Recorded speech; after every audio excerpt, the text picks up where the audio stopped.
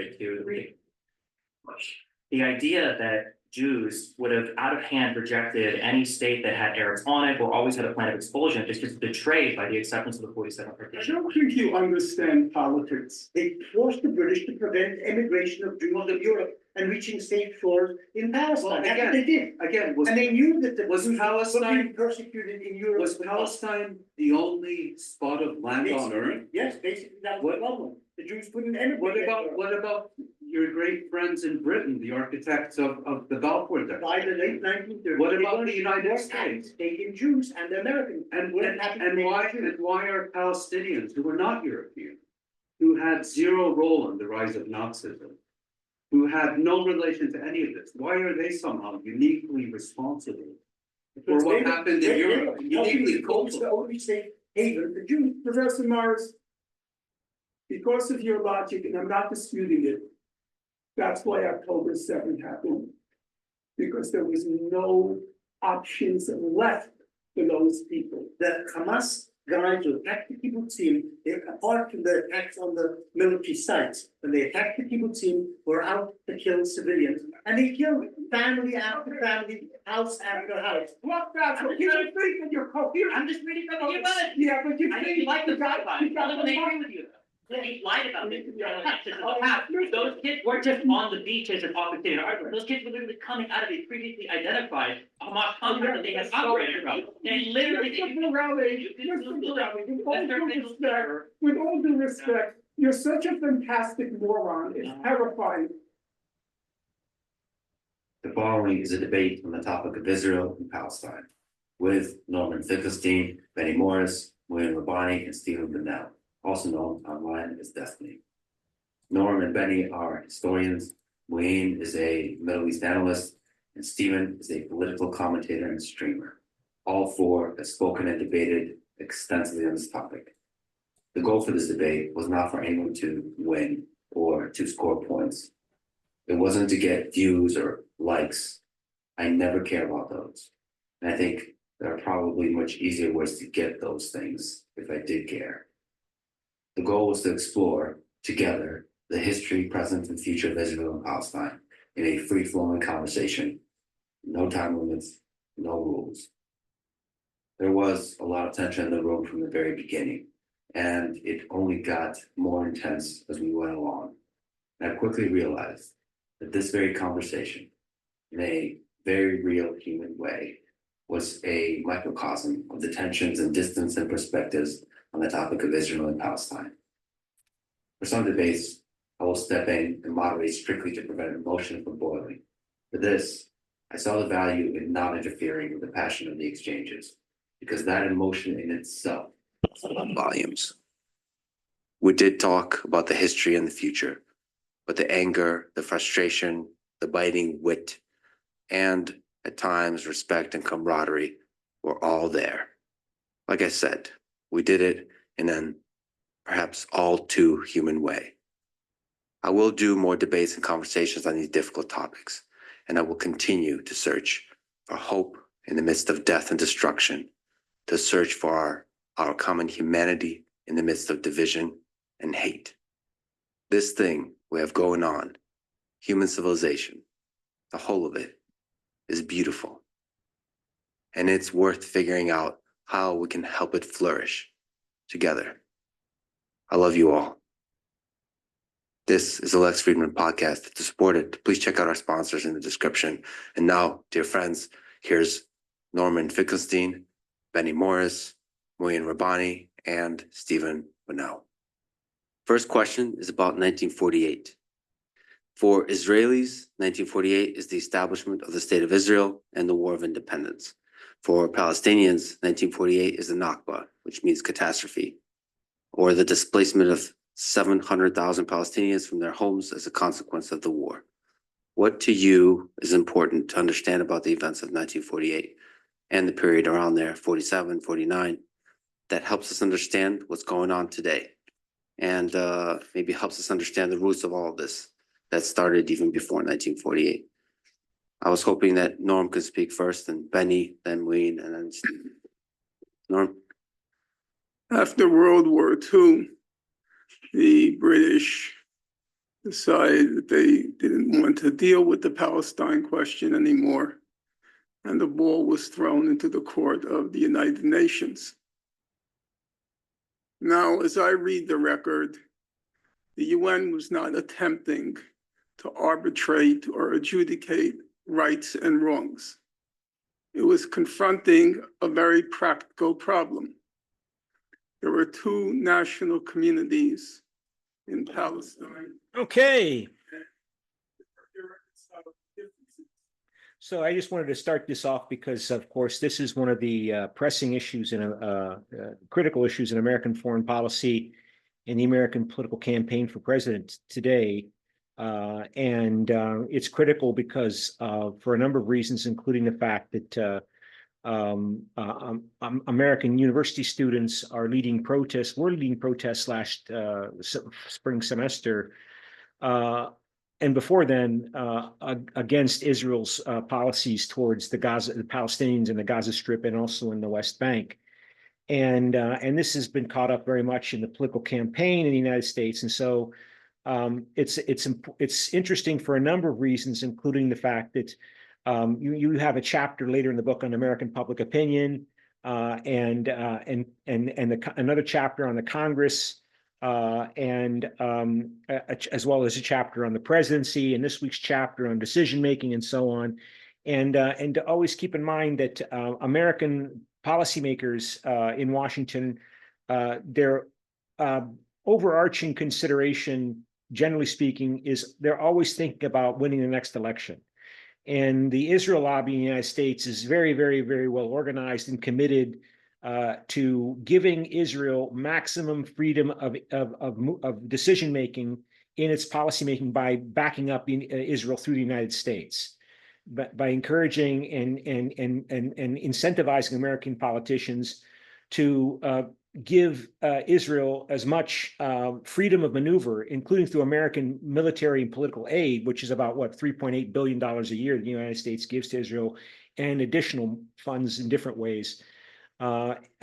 Because for a lot of reasons, including the fact that the American Israel lobby is really, really, really motivated and organized and effective.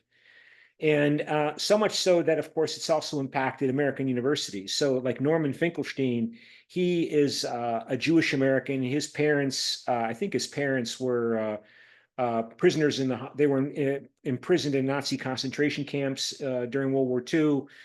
And so he's a well-known academic who's written a number of books, and his career has suffered. He wasn't able to get tenure. We talked about tenure in the last class at American universities, tenured professors being criticized by people like Daniel Flynn. Most of you are not in the U.S. history class. We just talked about this in the previous hour.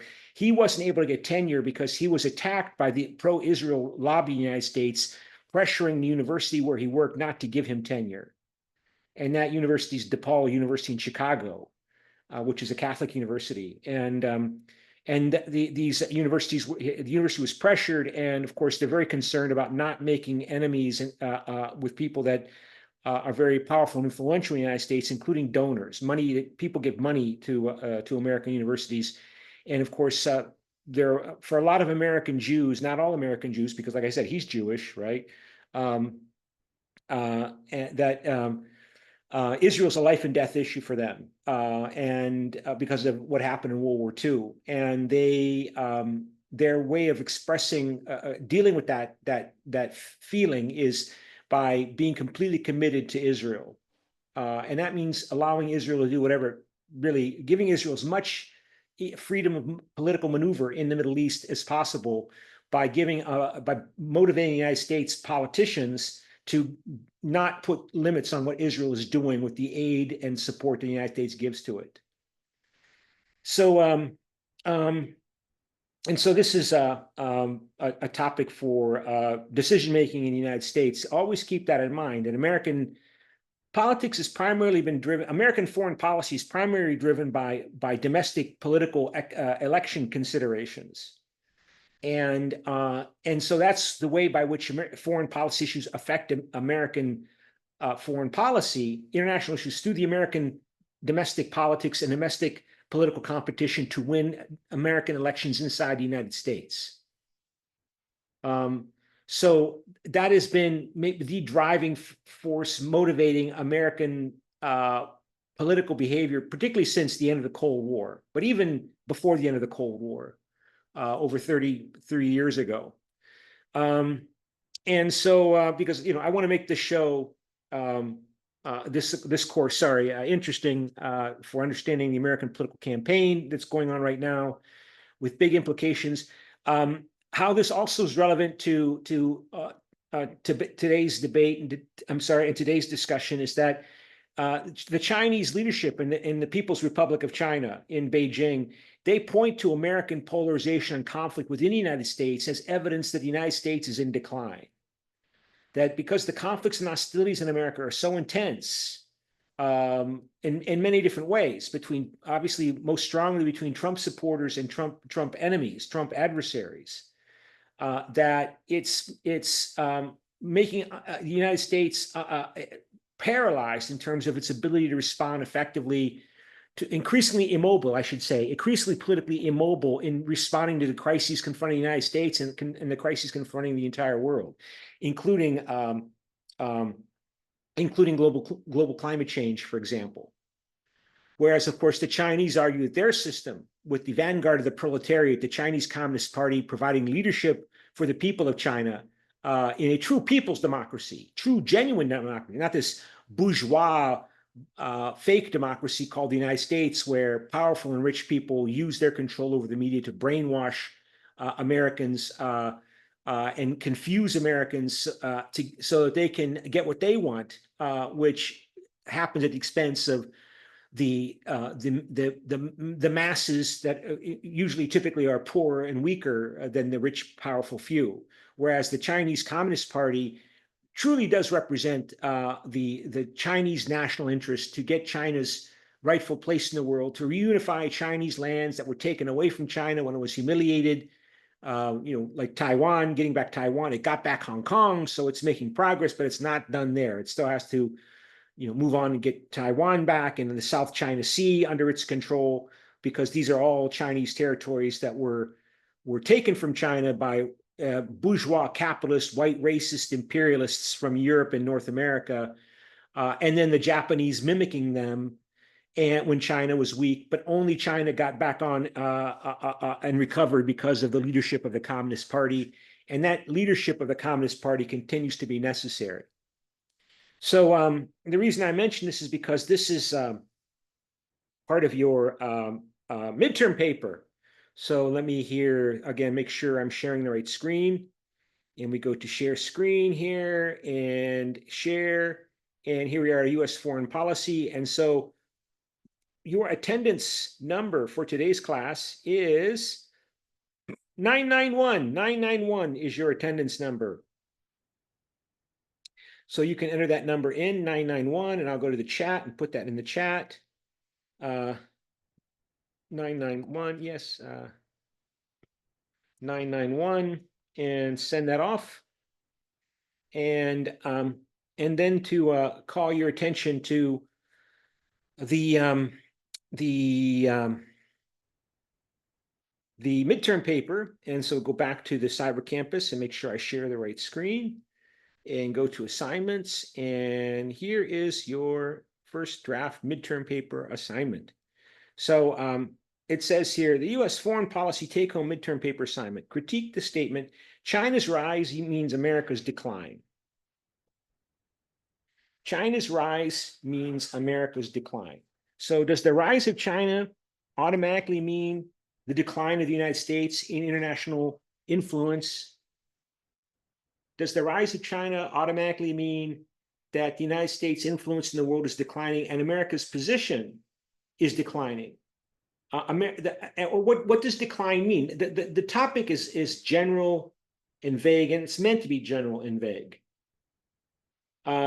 Because I want you to critique, and for me, what does China's rise mean? What does America's decline mean? What does decline mean? Does it mean that America is not respected? That America's respect is declining? that American leadership is declining? Is respect and leadership the same thing? What is leadership? Do you have to be, these are all questions to think about, right? Do you have to have a liberal democratic government in order for your nation to be respected in the international relations?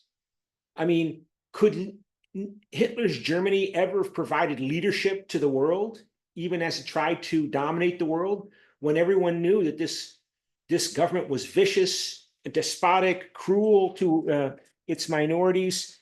Could we say that Stalin's Soviet Union or Hitler's Germany or Hirohito's Japan was ever in a position to provide leadership, genuine leadership, rather than dominating and controlling the world through fear?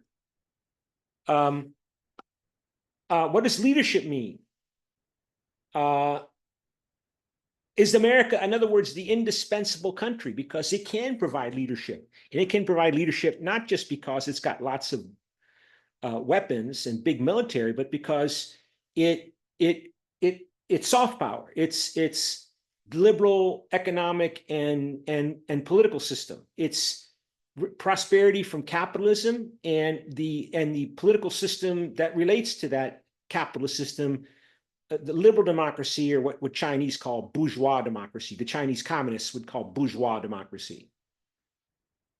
So I want you in the midterm paper to critique this statement, right? That China's rise means America's decline. And critique means examine, analyze, explain, take a position, elaborate also on the topic. And again, the reason I mention this because I continually see in the media regularly, I should say, statements from the Chinese leadership, sometimes typically in private secret meetings with the other Chinese Communist Party leadership, that America is in decline. And they point to the rise of Trump and the increasing political violence in America. So, supposedly Donald Trump was threatened by another assassination attempt a couple of days ago. This is a month after the previous one. This time the person was intending to shoot but couldn't get the shot off because the Secret Service protection group around Trump saw him and fired at him and he ran away.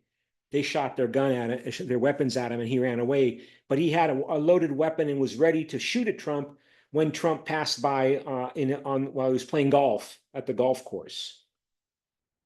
So President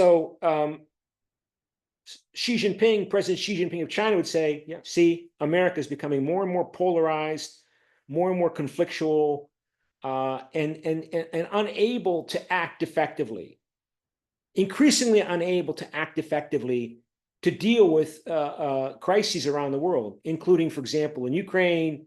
It couldn't prevent that war from happening. In other words, the internal political conflicts within America are contributing to the American decline because America is more and more polarized. And it's polarized, China would say, because of the problems with bourgeois democracy, right? Freedom of the press, freedom of the media, social media going crazy, spreading all sorts of disinformation and fake news and false information to make more money, get people to watch the social media sites and click on those social media sites. So the most outlandish, outrageous claims, false claims, propaganda are circulating, and they're allowed to circulate freely because Americans claim that they believe in free speech as a human right, where, of course, the Chinese do not follow that logic. They set up the Great Firewall. They monitor and censor the internet. They don't let it go crazy the way the Americans do, right? Where anybody can say anything, and then millions of people can see it, and it just becomes an important factor, even it's completely false and wrong. And of course, there are people in America that don't have the intellectual and the emotional capabilities to be individually responsible in guiding their own political behavior. So that's why the Chinese Communist Party is the vanguard, the leader of the proletariat. You need somebody to lead the people because the people are huge number of them in the people, very diverse, very different. And you need somebody to guide them.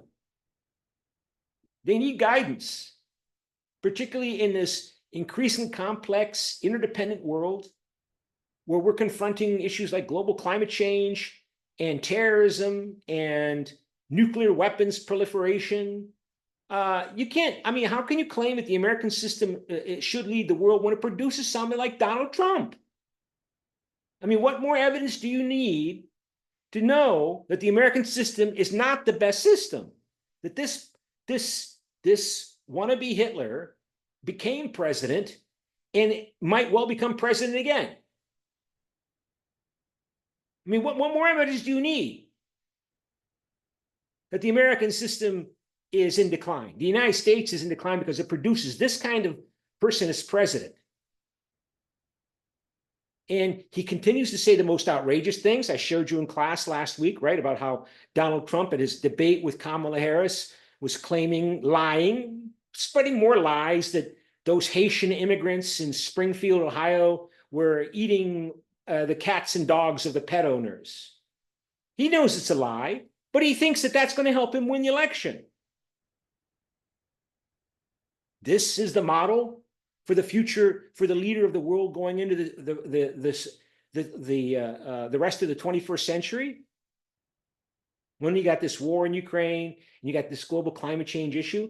So again, in terms of the midterm paper, what I'm asking you to do, instead of 150 words, at least it should be between 450 and 550 words in length. It shouldn't be more than that. It shouldn't be more than that. At least the final draft shouldn't be more than that. It's due by Saturday, October 5. You should use and cite information from at least 3 different chapters of the first half of the textbook that we're covering in the first half of the course. So now we're in chapter, what chapter are we in now? I can't remember. It says here, we are on chapter 3, or I have to go back and check. I think chapter 3. And so use and cite specific information from at least three different chapters. Three, right?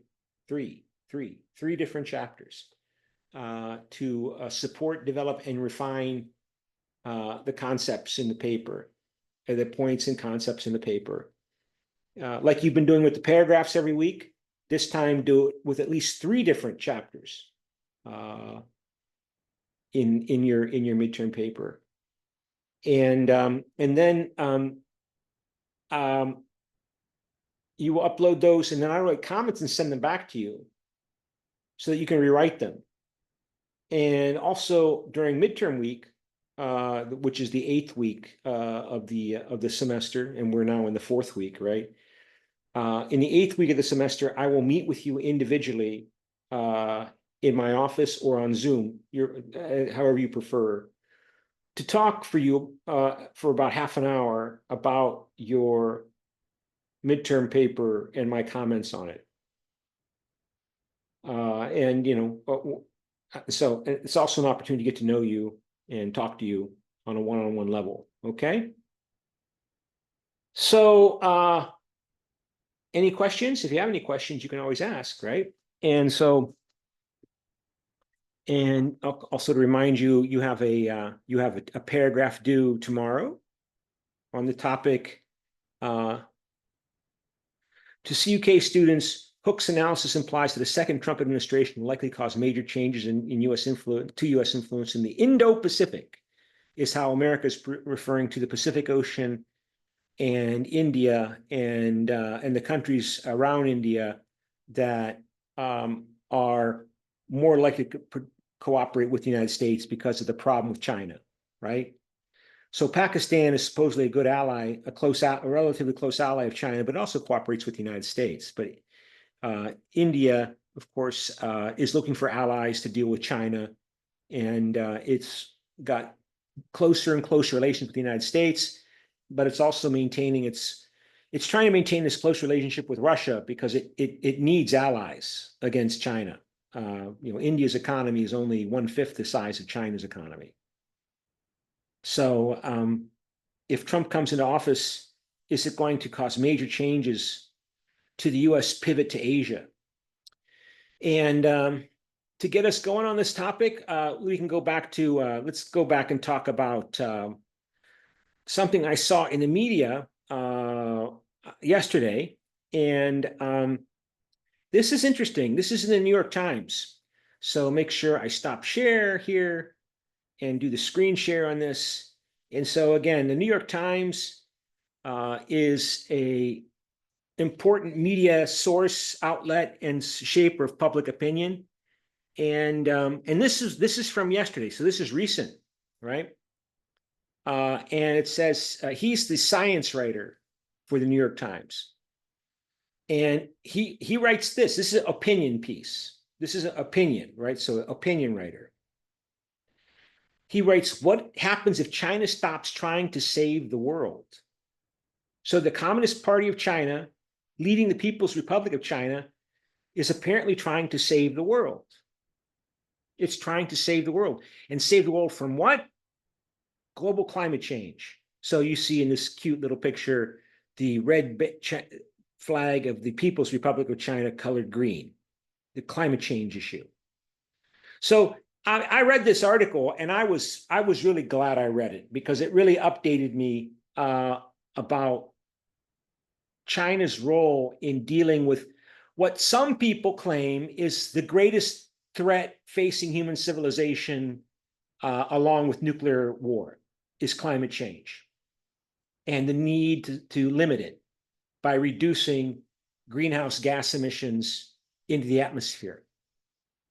And that means the world economy has to change, and change radically, so it no longer generates the energy it needs for civilization by burning oil, coal, and also natural gas.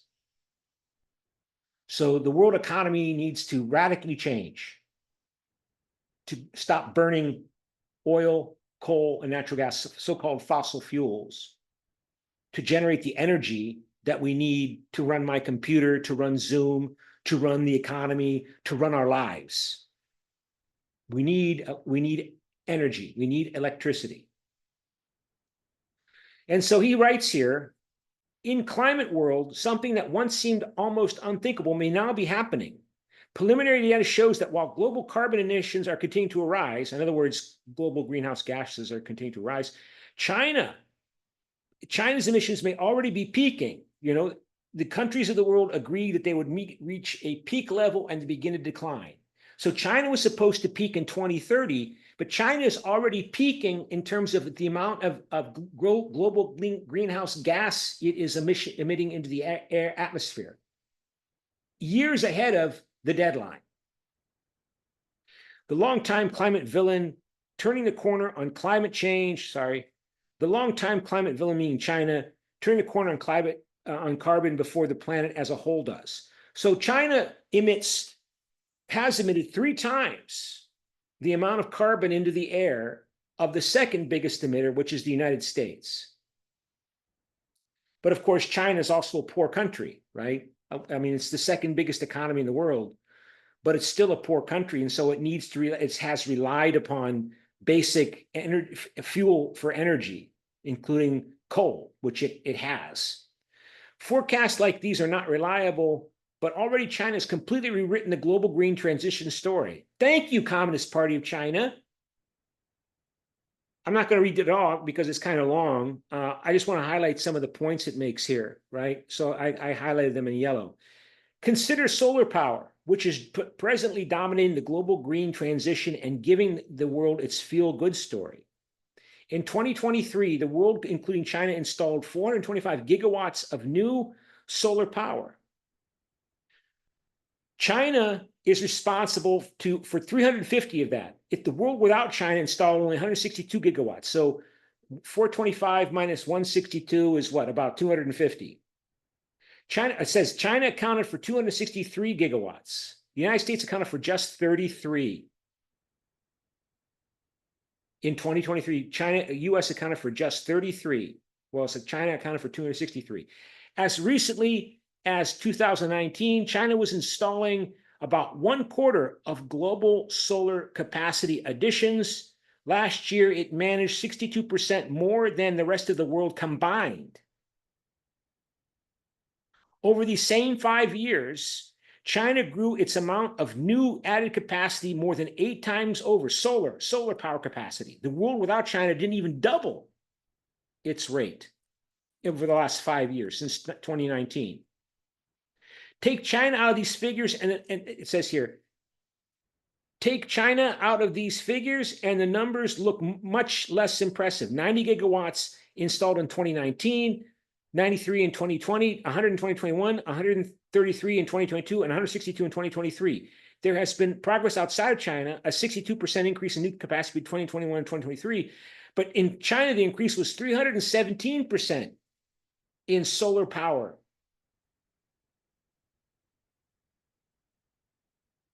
The pattern extends beyond solar. According to one recent estimate, nearly 2/3 of all big solar and wind plants being built globally this year in 2024 are in China, which is deploying green energy at more than 8 times the scale of any other country in the world. 8 times. 8 times more than any other country in the world. Together, all of the group of 7 powers, United States, Canada, France, Germany, Italy, Japan, and Britain, managed barely 1/4 as many new installations of wind and solar in 2023 as did China. In 2023, China installed 64 gigawatts of new wind capacity. The rest of the world installed 43 gigawatts last year. And the United States, just 6 last year in 2023. In 2023, 8.1 million electric vehicles were sold in China last year, compared to 5.6 million everywhere else in the world. And 1.4 million of those 5.6 in America. So remember what we started off with. What if China stops trying to save the world? There are encouraging stories elsewhere, to be sure. In the first 6 months of 2024, Europe produced more electricity from wind and solar than from fossil fuels, for instance, and rooftop solar, those solar panels put on top of buildings, increased by 349% in South Africa in just over a year. But to the extent that the rest of the world is decarbonizing, China is helping power those transitions too. In 2022, roughly 90% of the solar wafers and solar cells produced in the world were Chinese. 90%. By some measures, more than twice as many as the rest of the world was even ready to install. China's producing more solar cells than the world is able to install them. Last year, more than 60% of the world's wind turbines were manufactured in China, and 60% of the world's electric vehicle sales came from China. In 2004, the American share, so 20 years ago, in 2004, the American share of global solar manufacturing was 13%. But by 2023, it had fallen below 1%. China's share is now 80%. It had been just 1% 20 years ago. So in 20 years, China went from manufacturing 1% of the world's solar to 80% in your lifetime, because some of you were born about 2004. Again, what if China stops trying to save the world because of this conflict with the United States and Donald Trump?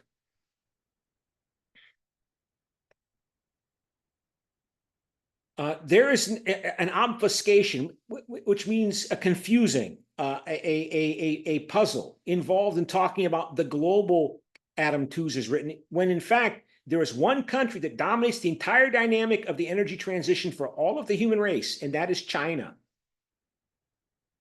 China is the leader in this.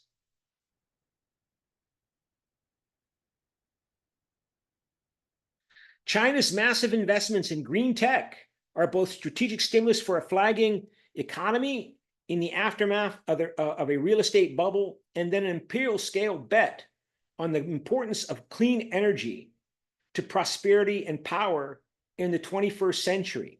A similar logic guides green investment elsewhere, including in the United States, where the Inflation Reduction Act has been called the world's largest ever investment in clean energy technologies. But if this is a race, China has a commanding lead in this race.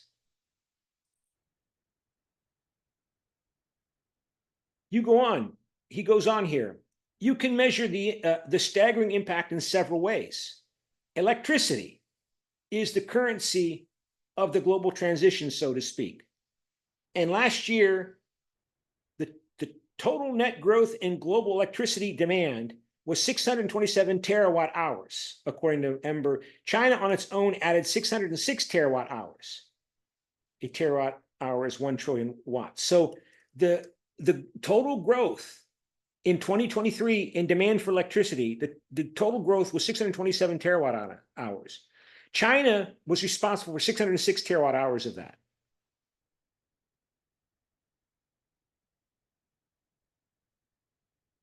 Or you can look, it says here, or you can look at what the International Energy Agency calls avoided emissions. One way of measuring the impact of new renewables. New solar additions in China accounted for 619 megatons, million tons of annual avoided emissions, carbon emissions, because they replaced it with wind and solar and nuclear. 6 times as much as the United States. China is the leader in meeting this threat to human civilization, the greatest threat alongside nuclear weapons. And here you have Donald Trump in his political campaign for president saying, drill, baby, drill, more and more fossil fuels. We're going to drill more and more oil. We're going to build more and more LNG and gas liquefaction facilities. Drill, baby, drill. We're going to drill for oil. We're going to liberate the coal industry, because he's, of course, appealing to many people who work in these places in America that have oil and gas and coal, and they built their economies on this. So they're kind of skeptical or nervous about moving towards solar and wind and nuclear, because what's going to happen with their jobs, right? Or what's going to happen with their economies. And also Donald Trump is receiving lots of campaign contributions for his political campaign for president from oil and gas companies. He's very open about that. He openly says, give me $1 billion in this campaign, oil and gas companies, oil and gas and coal companies, give me $1 billion. So if he wins, he's going to pay them off. He's going to give these oil and gas and coal companies what they want. And what has been done, this is under Biden, these statistics. What if Trump wins?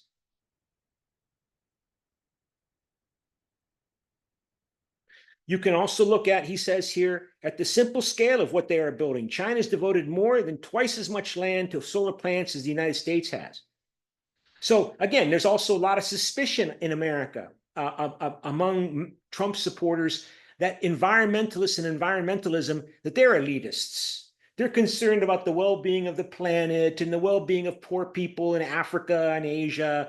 And, you know, why do we have to care about those people? I mean, besides, we can't stop the world from burning oil and gas. Even if China reduces their oil and gas emissions, India is not going to stop, because India is as big as China and it's still poor, and it's got coal and oil to burn. It needs to burn that to develop their economies. This is not going to work. We should just accept the fact that global climate change is happening and adapt to it, and stop trying to take care of the whole world. We're going to just take care of ourselves. That's what the Trump supporters say. And as I said, they're suspicious and doubtful about these globalists, environmentalists, criticizing them as globalists, that they're elitists who don't think about the best interests of the common working man and woman in America. That's what Trump says.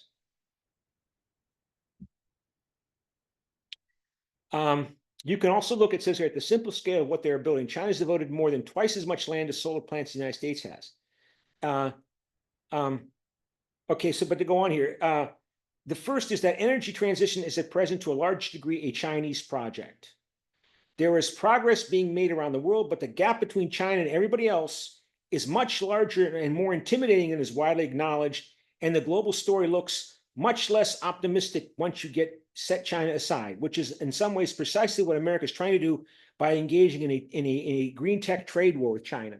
So the United States is trying to stop China from exporting its electric vehicles because they're too cheap, and they're going to put American green electric vehicle manufacturers can't compete with China because it's the Communist Party of China controlling the economy. And so the Americans, the Europeans, I assume the Koreans are putting tariffs on Chinese electric vehicles. I mean, I think well, maybe not in this class, last semester, right? It was reported that China had produced or was willing to export a decent electric vehicle for 15 million won, say 16 million won, $12,000, I think $10,000 or $12,000. I mean, that's great.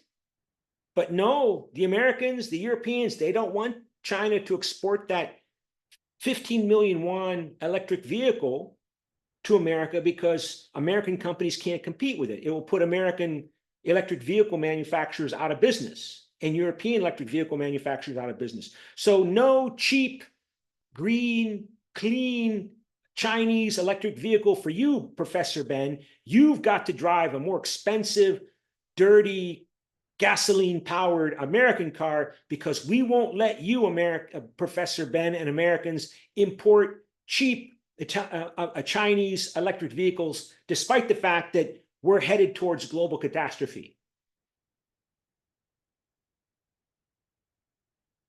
We're headed towards global catastrophe. And we've got years, not decades, we've got some years to fix this. And here the Americans are not going to let you Koreans, I'm sorry, the Korean government is going to not let you Koreans, the American government is not going to let the Americans, the European governments are not going to let the Europeans buy those cheap, decent Chinese electric vehicles. Why? Because we have to protect our industry. We have to protect our jobs. And it's not fair that China is exporting these cheap vehicles produced in an authoritarian one-party state that doesn't allow free trade unions and labor strikes and labor activism. They don't allow that in China. So of course they can make cheap and export cheap products like solar panels and electric vehicles because it's an authoritarian dictatorship, one-party totalitarian state.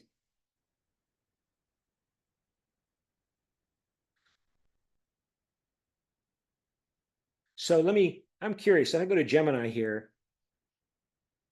Gemini, what is the cheap Chinese electric? I'll make sure you can see this. Stop share.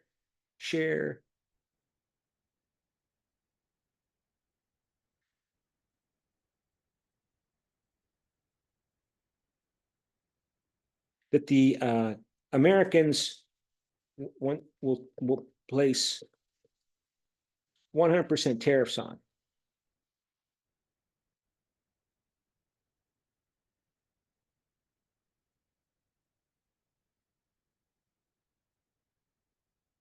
Oh yeah, here it is. The BYD Dolphin is the cheap Chinese electric car that the Americans will place 100% tariffs on. Despite the tariffs, BYD Dolphin is expected to remain the cheapest EV in the electric market, underscoring the company's competitive pricing and manufacturing capabilities. This thing costs 15 million won. That's it. I mean, and it's supposedly decent.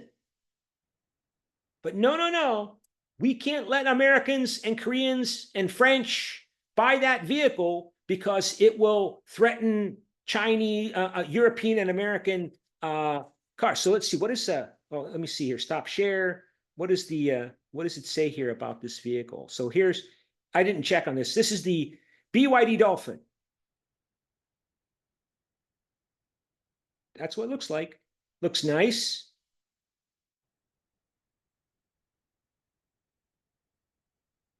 Looks decent. And it's cheap. I mean, I heard it's 12,000. What does it cost? Price.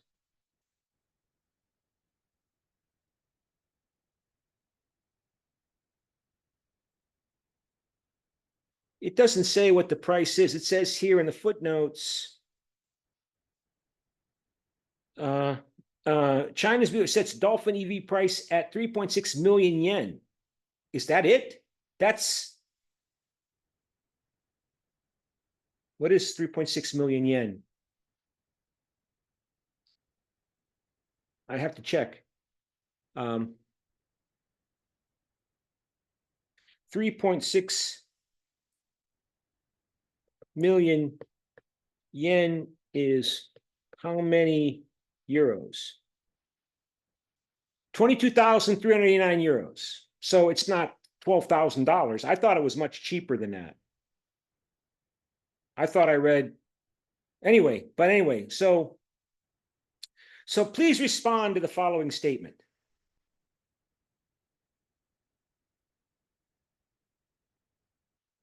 China, as the leader in meeting American global greenhouse gas reduction targets, means China is rising and the US is declining. So China, as the leader, national leader in meeting global greenhouse gas reduction targets, means China is rising and US is declining, like the midterm paper topic. Is this further evidence that China is rising and leading the world in the global energy transition to save human civilization from the threat of human-made global climate change, that this is evidence that China is rising and America is declining? And there's no right or wrong answer. So let me divide you up into groups here. And so we have here more breakout rooms. And so how many people we have here today? So if it puts you into groups of 4 and assign automatically. So these are the rooms. And so let me open the rooms. Please join the rooms.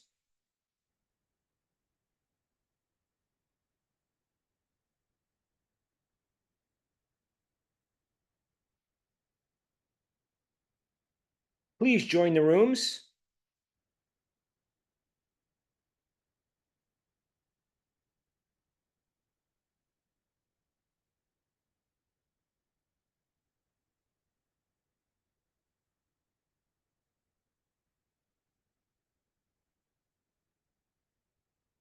I'm curious, what is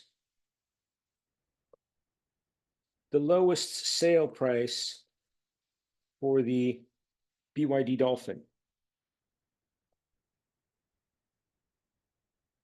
So please join the rooms. So what is it? What is the lowest sale price for the BYD Dolphin?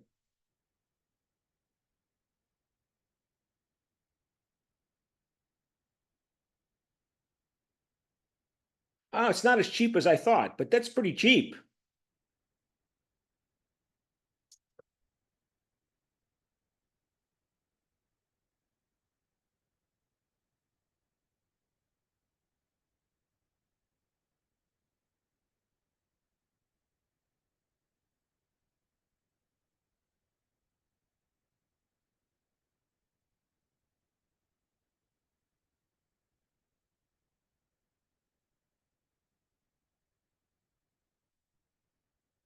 So how much does the BYD Dolphin cost in South Korea? Oh, look at that. Potentially in the 20 million won range. So under $15,000. Now, I don't know if the South Koreans are going to let it be at that price. When they see the Europeans and the Americans are going to put 100% tariff, 100% tariff on the BYD Dolphin. The Chinese company BYD makes the Dolphin. So I'm wondering, I don't know if the Koreans are going to let China export the BYD Dolphin freely to South Korea. But that's pretty cheap. And that's what you need to do if you want to meet the global climate change. You got to get people out of their cars and into electric vehicle cars. Get them away from gas-fired burning cars and diesel cars to electric cars. And look at that price.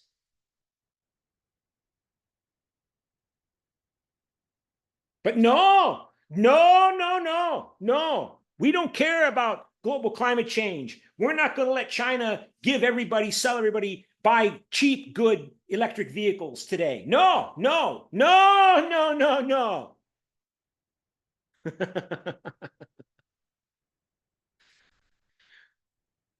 Okay, so I'm broadcasting to all the rooms. So who's going to speak for each group here? So we have, let me ask Siri. So Siri, pick a number between 1 and 3. The answer is 2. Okay, Lucy, you're going to speak for room 1. Siri, pick a number between 1 and 3. It's 2. Yu Chi Li, you're going to speak for room 2. Siri, pick a number between 1 and 2. The answer is 1. So Chung Ju Jin, you're going to speak for room 3. And Siri, pick a number between 1 and 2. It's 1. And so Kim Chung Min, you're going to speak for room 4. Kim Chung Min. Okay. On the topic here, that I show you again here, right? And make sure I'm sharing the right screen. So share here on this. Where does your group fit on this scale? 1, 2, 3, 4, or 5. China is the national leader in meeting global greenhouse gas reduction targets. Means China is rising and the US is declining. And so what am I on the scale? So Siri, pick a number between 1 and 5. It's 2. And so I agree. I'm 2. I agree. So prepare your thoughts and be ready to make your statement to the group. So I agree. So why do I agree? I agree. I gotta find a piece of paper to write down why I agree here. So I agree.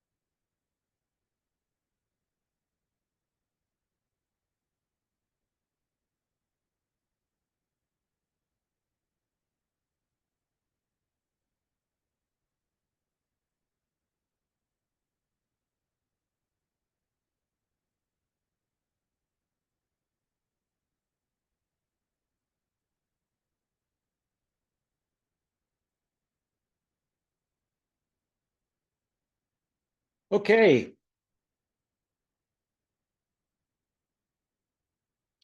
So I agree because I was assigned agree, and so I wrote the following. I agree because someone will buy the BYD Dolphin and other cheap Chinese green products, electric vehicles, solar panels, new nuclear technology. I mean, China's developing new types of nuclear reactors that are safer and cleaner for generating nuclear electricity, nuclear powered electricity. They're all in. China is committed to being the global leader in the green energy transition. And someone will buy the BYD Dolphin and all of these products, if not the Americans and the Europeans. China will sell them in Africa, in South America, in Southeast Asia, and Russia and Central Asia. So the world is much more than just United States and its Pacific allies in Europe, the so-called West.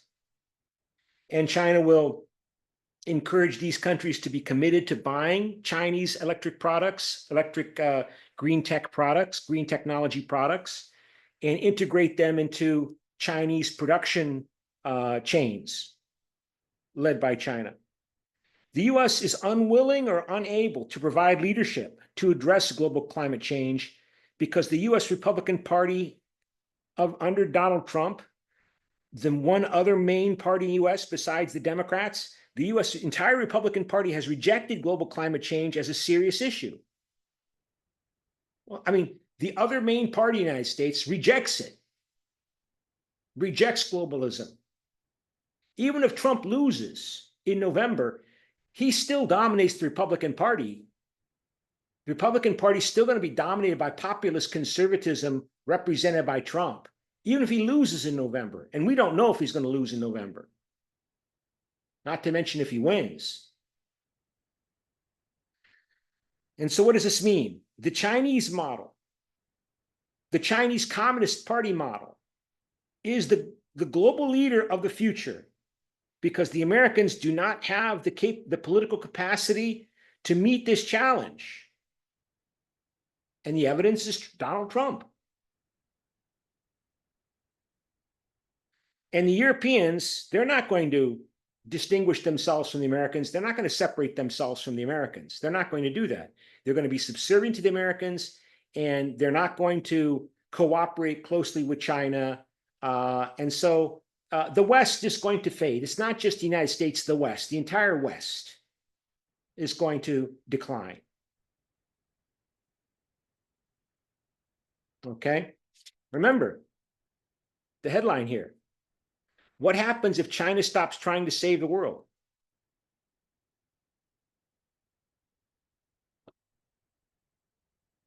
Shouldn't the United States be trying to save the world?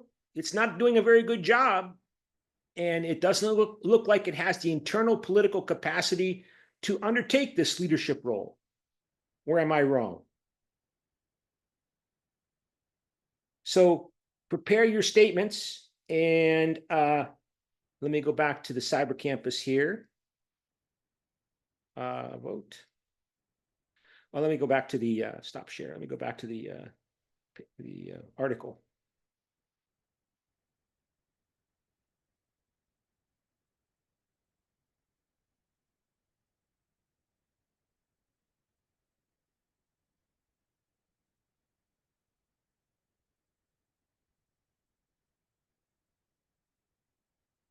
No, that's the wrong one. Sorry.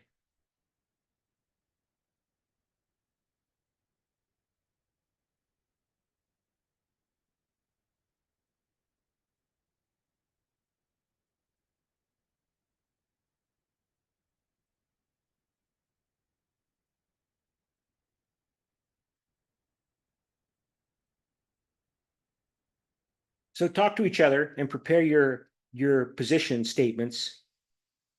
Of course, there's no right or wrong answer. This is just to get us thinking about. And another point I want to make here: when you provide your answer, think about providing your answer in terms of the 3 levels of analysis.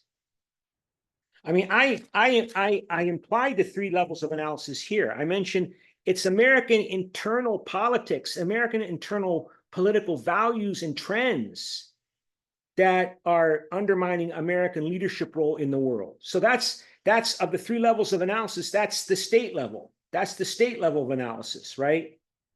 Individual, state, and international system levels of analysis of causation.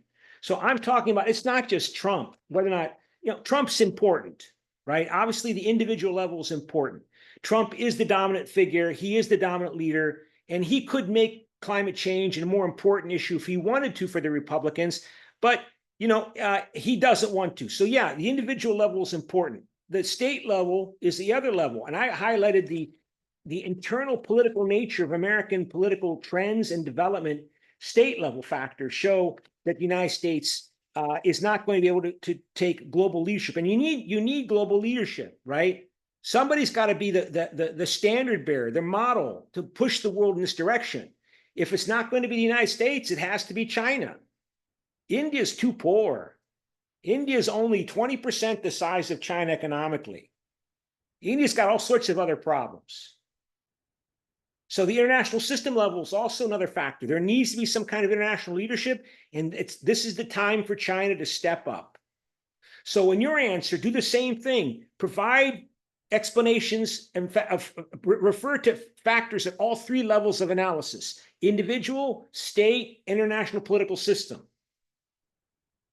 That's the value of that framework we were talking about at the last class, right? The levels of analysis issue. So just to show that again, levels of analysis that we talked about last class, in case you don't remember, again, stop share and then share this screen to go here. We showed this at last class, remember? Factors at the international system level or the state level and the individual level of analysis. So in providing your explanation, make sure you provide an explanation that uses factors at all three levels of analysis as to if you're 1, 2, 3, 4, or 5 on that scale. So, and again, that's the value of this kind of framework. If you're going to argue that, no, America's not in decline. Okay, America's not in decline in this exam, as evidenced by this case. So how are you going to explain that in terms of national state level factors? You expect that basically that Trump is going to fade. He's going to be defeated in November and America's going to reemerge. Are you going to argue that basically there's going to be a war with China and that's going to destroy China's capacity to lead because China is also going to try to take Taiwan and the Americans are going to try to stop them and this war will knock China down? Right? So something's going to happen to stop China from providing global leadership because the nature of the Chinese political system needs to get Taiwan. That's their whole justification for controlling the Chinese people in a totalitarian state, that we are making China great again. The Communist Party of China is making China great again. And the last step is getting back Taiwan and the South China Sea. And so China can't provide leadership because its political system is a totalitarian one-party state. It's quasi-fascist, basically. It's quasi-fascist, like Russia's moving in a fascist direction.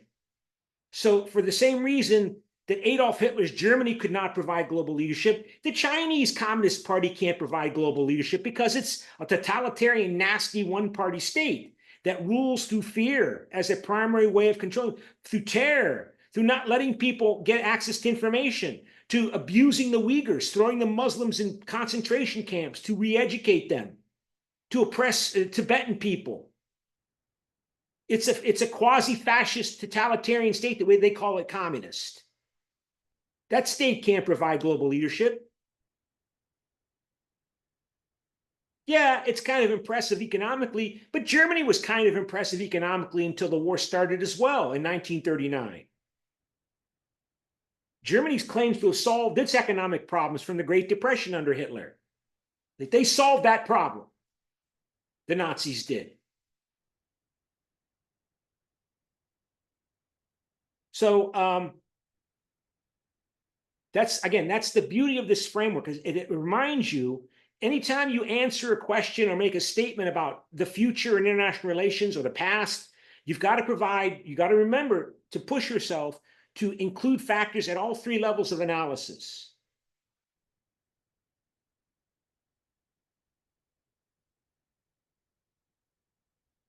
And maybe it'll change your mind. Right? Maybe you think, well, yeah, maybe you're right. How is China in its totalitarian state? This totalitarian state that is this crazy propaganda that they promote to the world that dragonflies are drones and Americans are sending snapping turtles in the post to infect the Chinese environment. I mean, that's crazy. This country is going to provide global leadership. That's nuts.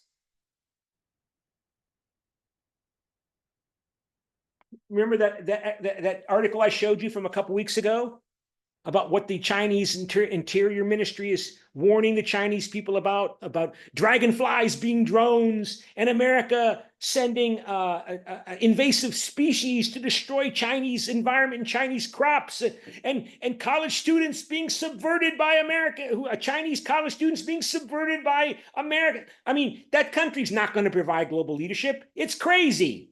Like Hitler's Germany was crazy. Maybe not that extreme.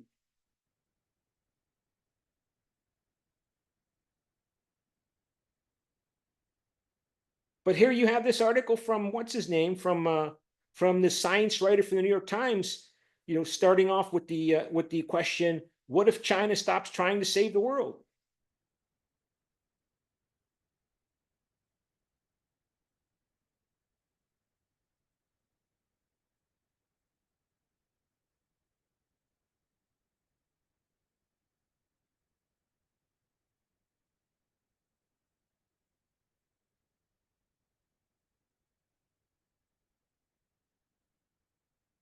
What if China stops trying to save the world?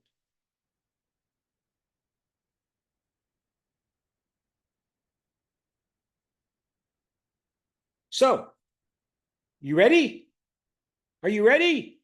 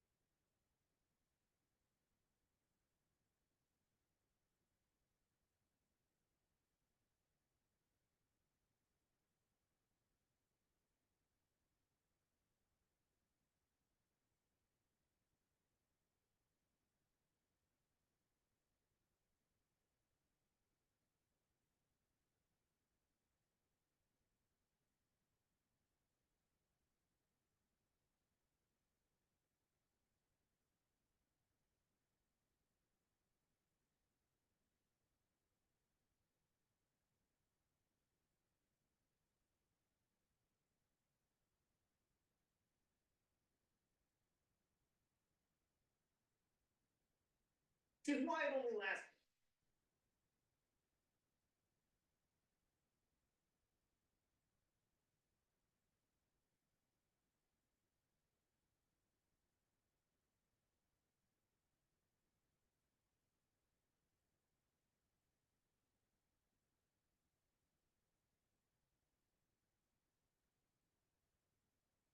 Okay. And all right, so we'll go back to the breakout rooms. And so who do we choose to speak first?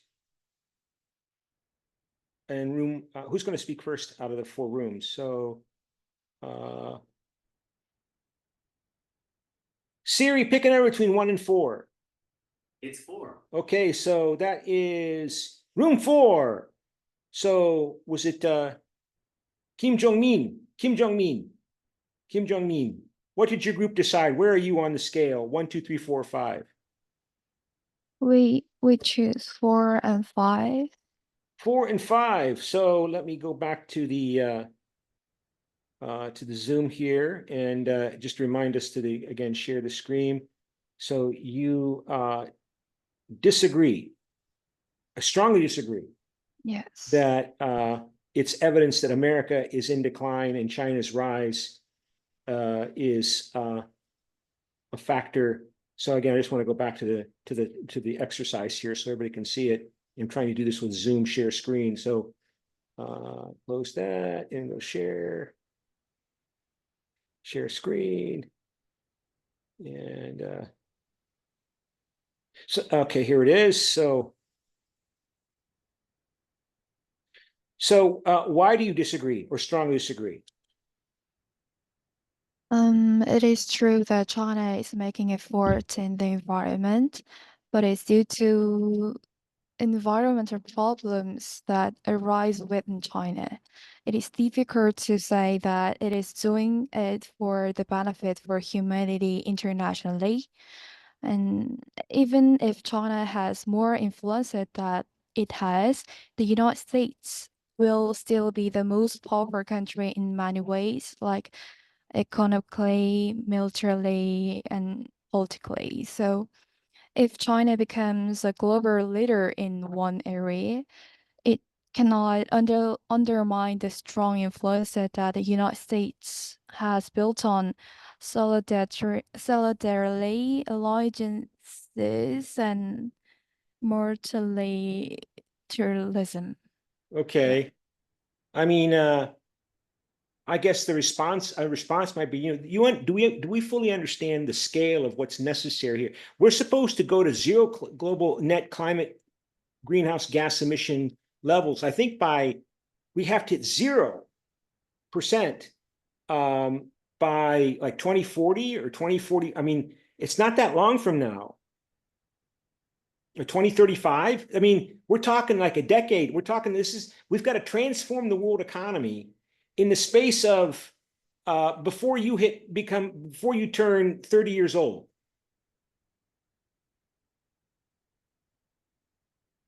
I mean, we're talking years, not decades, years.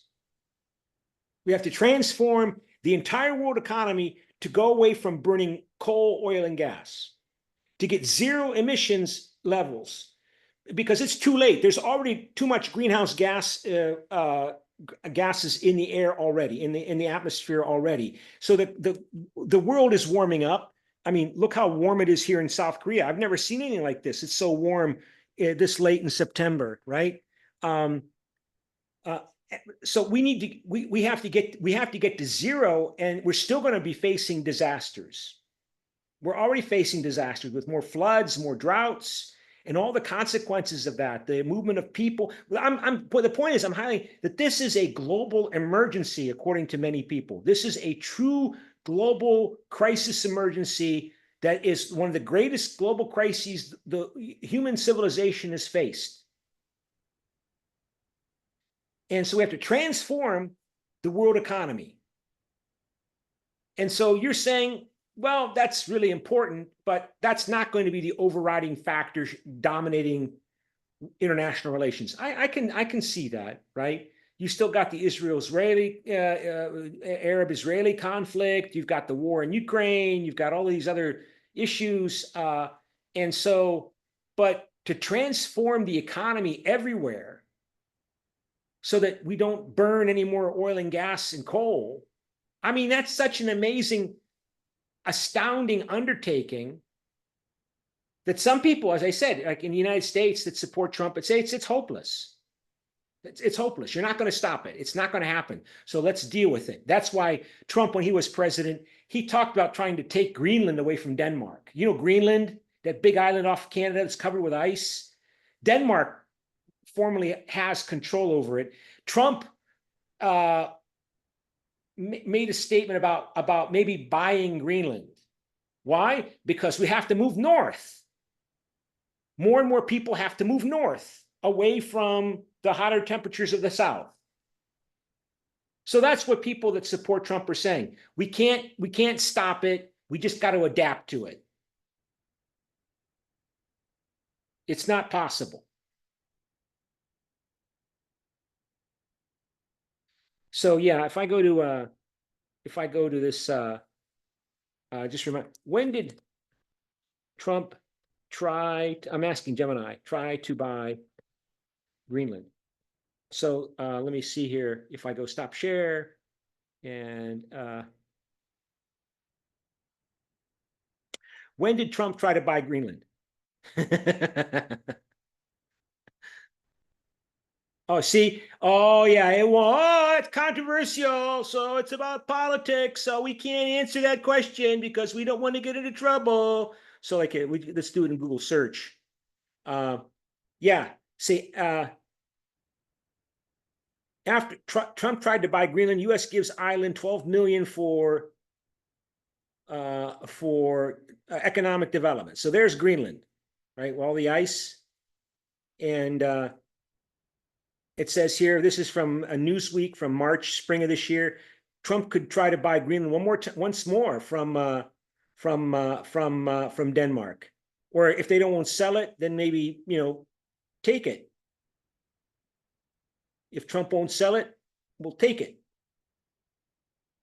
That's the world we're talking about, right? As the world becomes, Trump could try to buy Greenland once more. So it says he tried in August 2019. So, okay, let's see here. Let's go then to the next group. And so, Siri, pick a number between 1 and 3. It's 2. So that's EUG, room 2. Are you 1, 2, 3, 4, or 5? Choose neutral. You don't know. You don't know. Neutral. I don't know. And so why are you neutral? Actually, in this the state level, in a state level part, like on the technological. Oh yeah, good. Yeah. In China, like significant resources have been invested in areas such as solar energy and battery technology. But America also maintains technological advantages in several clean energy sectors. And second, we think about China has made significant progress in some areas. But the US maintains a lead in others, such as electric vehicles like Tesla's, and also like the brand awareness. If we talk about the electronic vehicles, we know Tesla, right? But the brand awareness of like the China brand are not. So what are those advantages that the United States has in green energy? What are some of those advantages?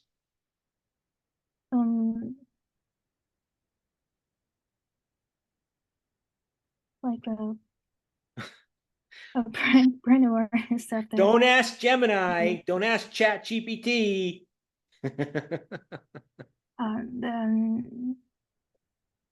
I can do that.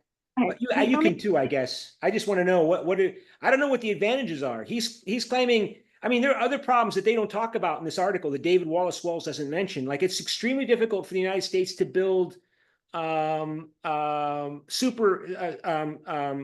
what do you call them? Super fast trains.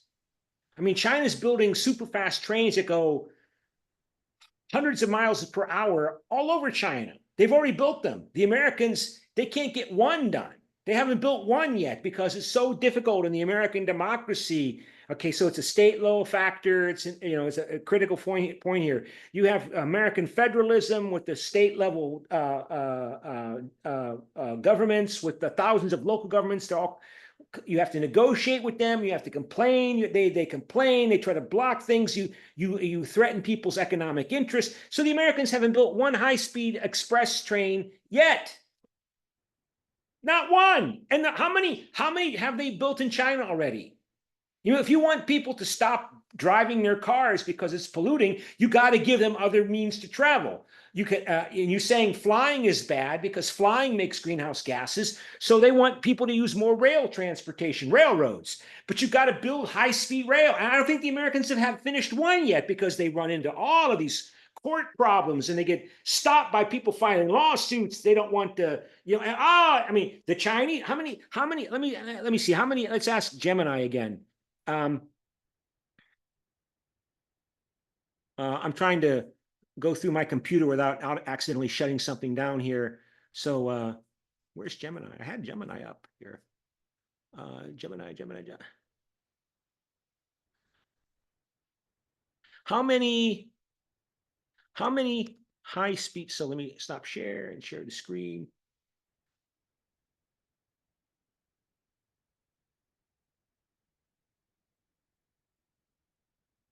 Yeah, I just wanted to show you the screen as okay, yeah, here it is. So how many high-speed rail routes does China have? And it says China has the world's largest high-speed rail network with a total length exceeding 40,000 kilometers.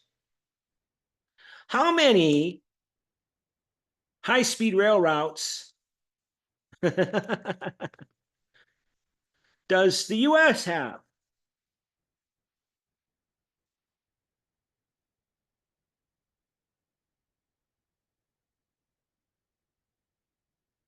They've got one faster train, the Acela Express, but it doesn't go as fast as those super fast trains in China. Why? Because American democracy. It's so difficult to do these things in the United States, and not even like build politically difficult, not even like build these kinds of high-speed rail, like to build power lines. People don't want power lines, carrying the electric power from the generation place, the generation station to other locations, because they don't want the power lines to go through their property. And it's not just me pointing out, this is a big problem in the United States. If you want to transform the American economy, you're going to have to transform the American economy, which means you're going to got to do a lot of building of new routes, infrastructure, and the Americans are just so slow. So you say America has advantages. I don't know what those are. See, what's that? What are the advantages that the US has in green technology over China? Okay, the US has got stronger tradition in research and development. Okay. Intellectual property, maybe. Consumer market, yeah. Okay, well, we're going to have to see the results. And I don't know, if Trump gets elected, I just don't know if this Inflation Reduction Act, which is a green energy bill, really, it's just named the Inflation Reduction Act. It was adopted by the Biden administration. It was passed by Congress. What happens if Trump gets elected? He's going to stop it, or he's going to slow it down. Now, the fourth group claimed that at an international system level, that there are so many other issues in the international political system of conflict that that's going to provide opportunities for the United States to stay a global leader, because you have these other issues, like the war in Ukraine, like China's threat to take Taiwan and abuse the rights of the Filipinos and the Vietnamese and Indonesia and Malaysia, all these countries that have claims on the South China Sea. China's putting lots of military pressure on the Philippines right now. That's getting bad. There are all sorts of these other issues at the international system level that are really, really, really important. And it's not all about global climate change. Global climate change is not going to make those become secondary issues. So I appreciate Group 4 highlighting those factors. So well done, Group 4. And Group 2, I mean, you say, okay, don't underestimate the United States. Well, okay.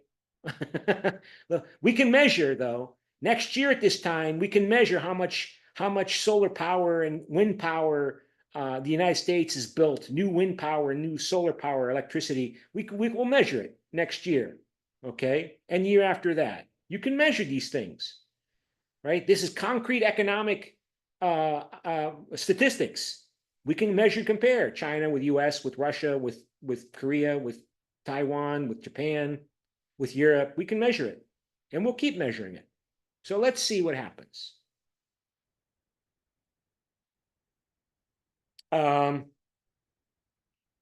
Let's see, not that one. So we go stop share, and we go to, okay, breakout rooms. So Siri, pick a number between 1 and 2. That would be 2. So Chung Dujin, I think we selected Chung Judin in room 3. Yes, sir. So what is your perspective? 1, 2, 3, 4, or 5? That So, yeah, we've chosen for number 4, like disagree. Disagree. Yeah. And why? So we've talked about like individual sovereignty of each countries.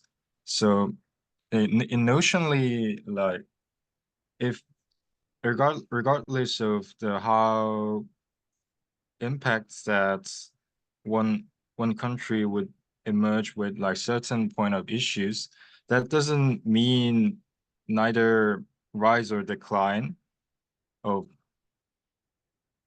Yeah. right, because like every country could have their own like point of view and act as independently.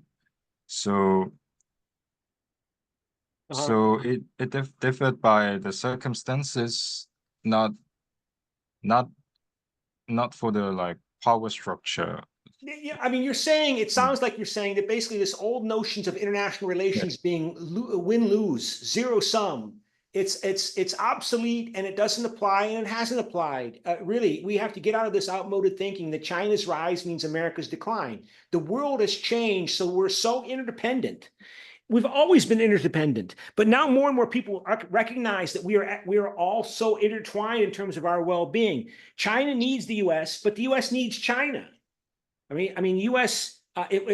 Trump is talking. I mean, Biden and Trump are putting more tariffs on China. Do you know what that would do to the U.S. economy if Trump's Project 2025 plan was implemented and U.S. tried to decouple itself from China's economy? It would cause massive inflation. It would cause tremendous economic dislocation. I mean, the U.S. wants to put tariffs on the Dolphin, on Chinese solar panels, because they claim we've got to have some of our own industrial capacity. We got to be able to build these things. I mean, we don't have, the reason why we don't have solar panel production much in the U.S. is because the Chinese Communist Party, in their authoritarian, coercive, totalitarian state, forcefully subsidizes its industries and forcefully suppresses labor activism. So yeah, they're able to run their companies that make, like the BYD electric car company, at a loss, because the Chinese government orders the banks and everybody to support that company to export its products, destroy all the competition in South Korea and the United States and other countries, and then they have the whole market for themselves. And yeah, that's what happened to solar panels. Yeah, China overwhelmed the solar panel industry in Europe and the United States because they were exporting products that the Americans claim were artificially unfairly cheap, that the communist government was losing money. Those companies were losing money on those exports, but the purpose of doing it on China, the claim of the United States is that the intent of China was to destroy all of the competition, put them out of business in America and in Korea and in Europe, and make everybody buy Chinese solar panels. And then when everybody buys Chinese solar panels, the Chinese make a decent profit. I don't know if that's really true. That's what the Americans always claim. And that's not what the Europeans are claiming also, that we're not going to let BYD export the Dolphin at the price that we got to put, because we're not going to let the Chinese destroy Europe's electric car manufacturing companies by putting them out of business. Because what China's doing is unfair. And I don't know, I mean, I don't know if it's really true, but that's what the Americans and to some extent the Europeans always claim. That China, it's called dumping. That China produces goods at lower than their production costs and exports them at lower than their production costs because they try to destroy all of their competition in those countries to which they export those products. And then they can dominate the market and make more money that way. And that's what the Americans have been saying for decades. I don't know. Are the Chinese really losing money? I mean, but again, it goes back to the fact that this is an authoritarian, totalitarian, one-party state where, and we Americans and Koreans and Europeans are not going to sacrifice our liberal democracy just to make money. So for the authorities. so the authorities can make money, which is supposedly the case in China. You can't go on strike in China. You can't have independent trade unions. You can't demand more money and go on strike. And if you do, we'll beat you up and put you in jail. How are we going to compete against that? We're going to just let them export all the products in this big penitentiary. On the other hand, like I said, though, right, we've got limited numbers of years to meet this challenge. So, but you could say, I mean, the Americans, you know, and others have made that point. We've got to stop talking about rising and declining. It doesn't make any sense given the challenges we face in global climate change and this war in Ukraine. If this escalates, we're all going to suffer, even if we don't realize it. If this war in Ukraine escalates and NATO gets involved in it, it's going to damage the world economy. It's going to damage you and me. We're already paying the price, right? I mean, the price of flying to the United States from South Korea is now twice what it used to be before the pandemic. I mean, I have to pay twice what I used to pay to fly back home to my home in Ohio in the last since the pandemic in 2019. And one of the reasons is because this war in Ukraine. So nobody can use Russian airspace, which adds more flight time and raises costs. You know, that's not the only reason why the costs have gone up, but you know, it's made a contribution. So it's affected you, it's affected me. I don't want to spend all that money to go back to the US because it's too expensive, unlike 5 years ago.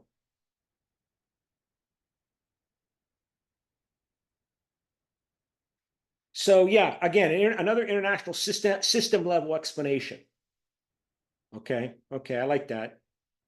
The international system, we're becoming more a global system. We have to understand it's not international, it's global. We are a global community. We've always been a global community, but we have to understand that we are a global community. And if China goes down, Korea and America go down. If China rises, China, Korea, and United States can rise as well. But we have to resolve our disputes and conflicts without threat and use of military force. That is the big challenge, and it's risky because there's always now all this talk about, you know, military conflict with China over Taiwan and the South China Sea.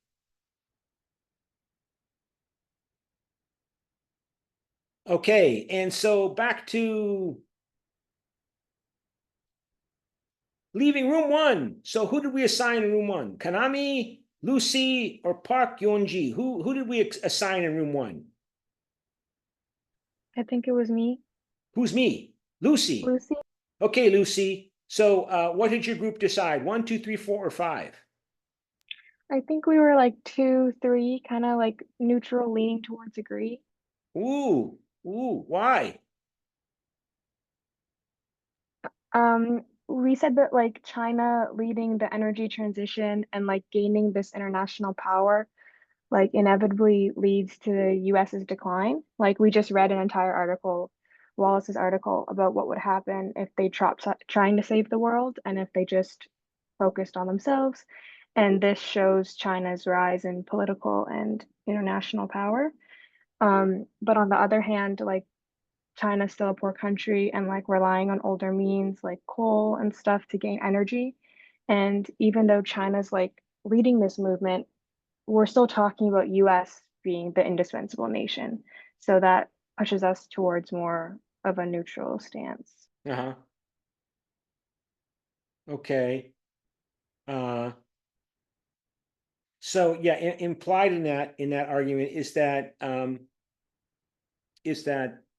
global climate change is the overriding issue, and nations are going to rise and fall to the extent to which they appear to provide leadership to the rest of the world on this issue.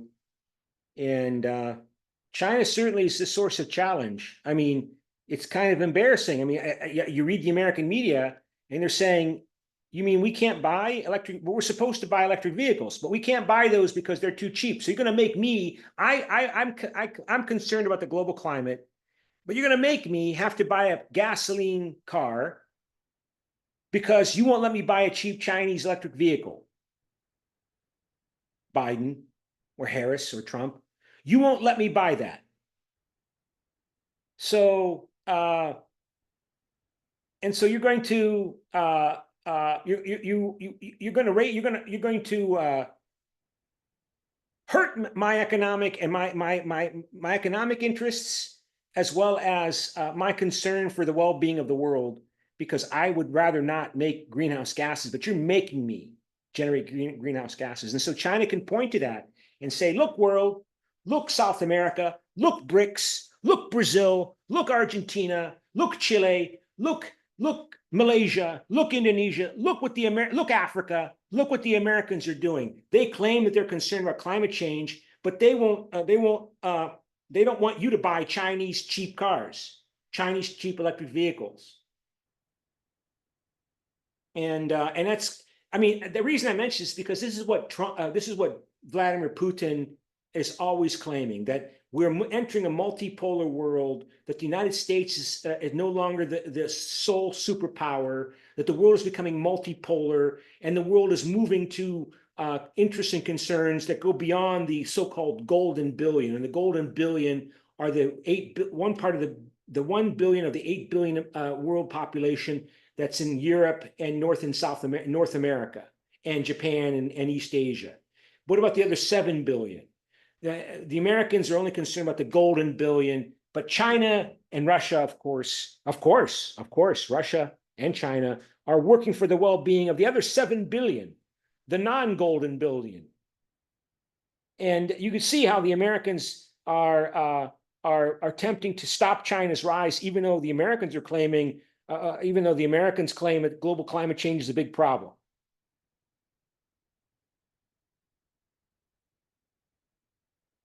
So yeah, it's another international systemic level explanation, right? The changing nature of the relations among the countries of the world due to shifting power capacities and bargaining leverage. I mean, and America and China and Russia, of course, also are competing with each other in Africa, for example, in different ways, including militarily, but also in terms of economic aid. The Americans are warning the African countries. The Chinese are bad loaners because they're corrupt. They engage in corrupt dealings, and then of course they make contracts to help build an airport in Nepal, and then the airport is not profitable, and then the Nepalese can't pay back the loan to build that Chinese airport at cheap rates, and the Chinese say, okay, well, we'll take over the airport. So the Chinese are engaging in imperialism. Beware, Africa, beware, Asia. The Chinese economic and green tech aid and development, it's a means for China to expand its imperial influence. It wants to undermine your sovereignty. The Africans respond, well, what I've heard, over time is that they say, well, we're used to being exploited by the Europeans and the others. It's nice to have some competition with the Europeans for the attention and influence in Africa. And so China's is very active in Africa in developing the infrastructure, because these countries are poor, but they want to develop, right? Now you're telling them, well, development can't happen by burning oil and gas and coal, even though that's what that might be what they have. But they can't make solar panels yet. They can't make nuclear reactors, build nuclear reactors. They can't make wind farms, or at least not very well. What they have is what's in the ground, oil and gas and coal. But now they're not supposed to use that because of global climate change.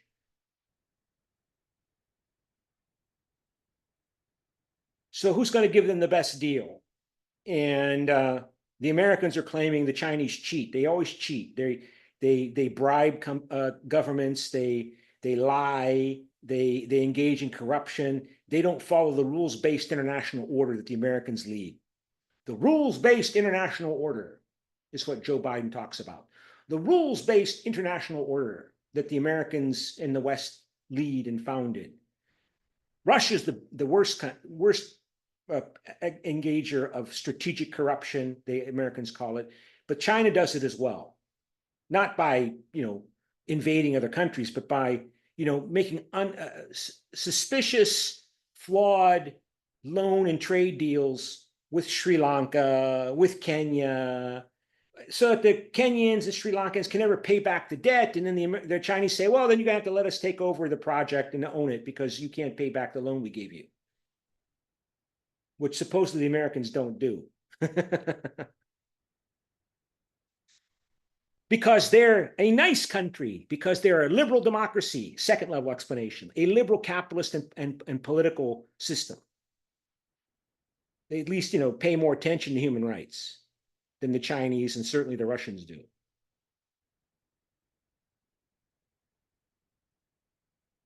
So on that basis, let me give you some participation credit and ask you to vote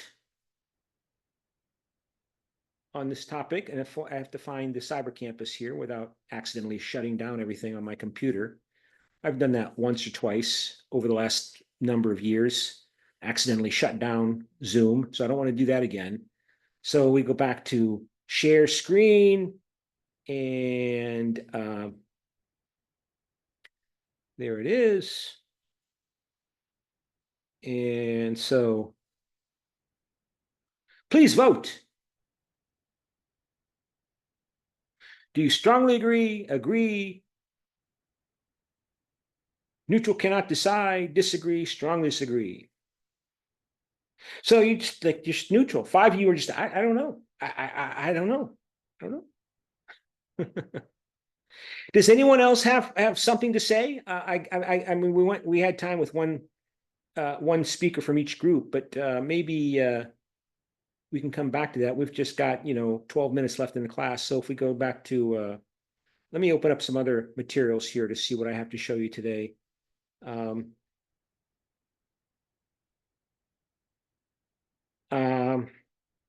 So here we are in dynamics of decision making. So let's look at the notes. So we can at least say we looked at the notes here, and it says here, make sure I share the right screen. So we go here. I think these are the notes. It says theories for recognizing the sources of foreign policy. In this way, anticipating, explaining, and possibly influencing government action is more feasible. As I told you, this book tends to focus on second level, state level explanations and theories for foreign policy behavior, because it's focusing on the United States, how the United States makes foreign policy, the role of the government, the role of the Congress, the role of the administration, the role of media, the role of elections, all of that. So, but it does cover international systemic level factors. Structural realism highlights the international system level, the third level, right, of explanation of factors in international relations and explaining why states behave the way they do, right? And it points out, it emphasizes the intense competition for states for state influence, because state influence, the states are ultimately concerned about their status and even their survival in the system. So they compromise typically, and cooperation is really difficult among states, because states are intensely competitive for influence, is the assumption. It's an assumption. It's not always true historically, but that's the assumption. So unfortunately, this is the most influential perspective in international relations in the United States, this neo-realist perspective. It's also called structural realism, but more commonly it's called neorealism. And it builds upon, it's called neorealism because it's supposedly an improvement on state level factors as explanations. And I don't know if it is, but the point is we call it neorealism or structuralism because it focuses on the international structure. And the international structure is ultimately one of anarchy, right? There's no world government that's going to protect the well-being of the United States or China or South Korea or France or Taiwan. The countries are ultimately responsible for their own survival. And they're aware of it. They are more often reminded about this fact. And whereas you compare with at the national level inside South Korea, I'm not always thinking, oh, I got to carry a gun in South Korea because somebody might try to rob me, and it's a dangerous place out there. I don't even think about that when I go outside. But states are always thinking about this at the international system level. So you say, well, how can America be concerned about its survival? Well, it's always concerned about a nuclear war with Russia and maybe China, particularly with this war going on in Ukraine. All this discussion about maybe the Russians are going to use nuclear weapons at some point. And then, so it focuses upon the fact that anarchy, there's no world government like there's a South Korean government or a Taiwan government or an American government. I mean, you can say it's not very safe in America. That's true. And, states do collapse because they're not able to fulfill their social contract obligations to provide peace and security to their people in return for obedience and service. But that's the main focus of structural realism. They focus upon the security dilemma. So if you're ultimately responsible for your own well-being, you build a military, right? Because ultimately only you are responsible for you. So you better have a big military or a strong military. And if you've got a strong military, because you got to be prepared, you can't build a military from nothing if you get attacked. You have to have the military in place to defend yourself. But your neighbor, they might question, well, what if you decide you want to conquer me with your military? You say you only want to use your military for defense, but how can I trust you? I can't trust you in the condition of anarchy because I am responsible for my well-being and you're responsible for your survival. So I better build up my military just in case some bad leader comes to power in your country and tries to use your military to do something offensive, nasty to me. And so I build up my military. And of course, you respond by saying, oh, look, Ben's building up his military. Well, I better build up my military just in case he uses his big military to defeat my small military. So you build up your military, and I see that, and I say, well, I better build up my. So it's a dilemma because as I strive to protect my security and well-being, it risks undermining or threatening your security and well-being. That's why it's a dilemma. And it emerges in conditions of international anarchy, in the anarchic international system. So what do? You make alliances. You agree to subordinate yourself to the benign global hegemon, the United States, the keeper and defender of the rules-based international order. If you're South Korea, Japan, Germany, France, Italy, and say, we get along with each other because, well, Japan and Germany were destroyed in World War II, and it's not so bad under America's liberal hegemony. And somebody will strive to be number one in the system, and America better be number one in the system, because if China's number one, you're going to see what South Korea will turn into. If they're lucky, they'll stay like Hong Kong. If they're not lucky, they'll be forced to become like North Korea. Why? Because China is not a liberal hegemon. It's a communist totalitarian hegemon.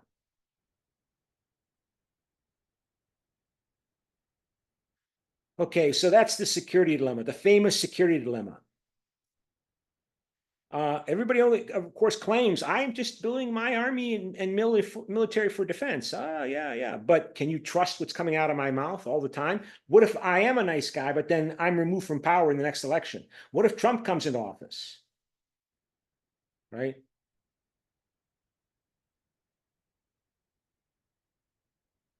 Yeah, why is China modernizing its military? Doesn't it know that America is a nice, benign country that stands for the rule-based international order, the rules-based international order? China must be challenging that rules-based international order. They must want to do something bad. Again, something bad against a nice, prosperous, successful, liberal capitalist democracy that's called Taiwan. We're not going to let China destroy that country and replace it with, this paranoid regime that warns its people about dragonflies being drones.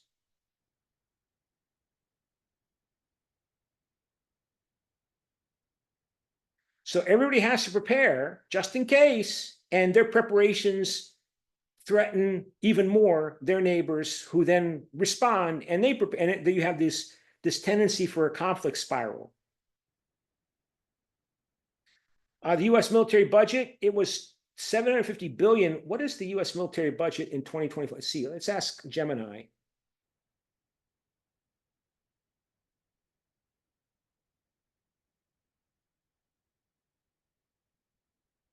So we go here, Gemini. Where's Gemini? What is the U.S. military budget? It's going to tell me, oh, I can't answer these issues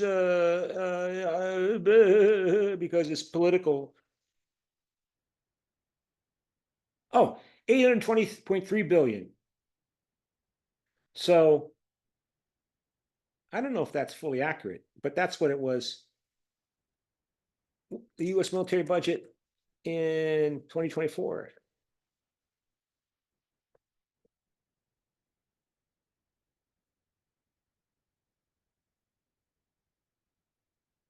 So 858 billion. So again, so that's an increase from over 100 billion in 5 years. Okay.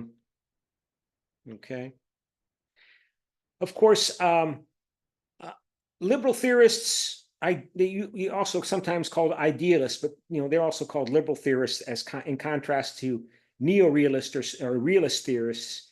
They emphasize the forces that lead to cooperation in international relations, like trade, right? That cooperation is really heavily prevalent in international relations. It's just that it's not reported in the media. I mean, it's primarily about international trade. If you're going to trade with a country, you have to have a cooperative relationship with them. You have disagreements, but you agree that you're going to resolve your disputes through institutionalized dispute resolution mechanisms. You create organizations like the World Trade Organization to promote these dispute resolutions. You're going to have disagreements, but you value the relationship because you know that each side, you as well as the other side, benefits from that relationship, and that heavily focuses upon trade. And so since it's cooperation, it's boring. You don't see it in the media, right? It's not reported that the states of the world, 80% of the time, states obey their international legal obligations to each other, including trade agreements and other agreements. If you read the media, you read the newspaper, you get a sense that the world is anarchic and bloodthirsty and dangerous. And it is sometimes, but not most of the time.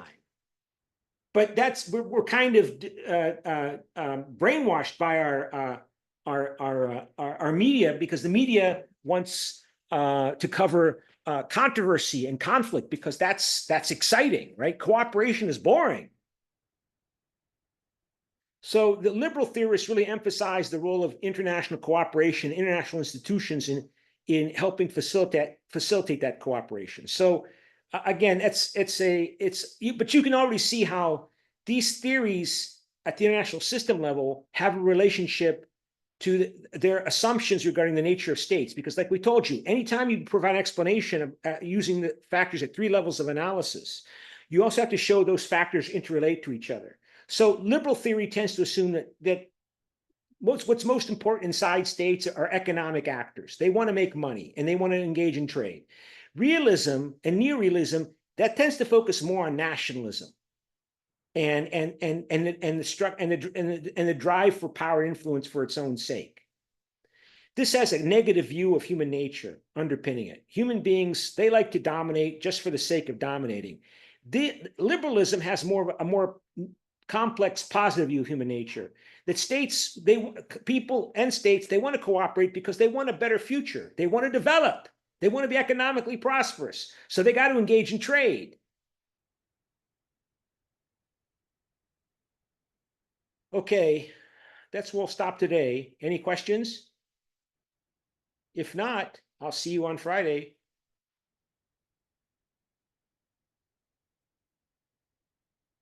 Bye.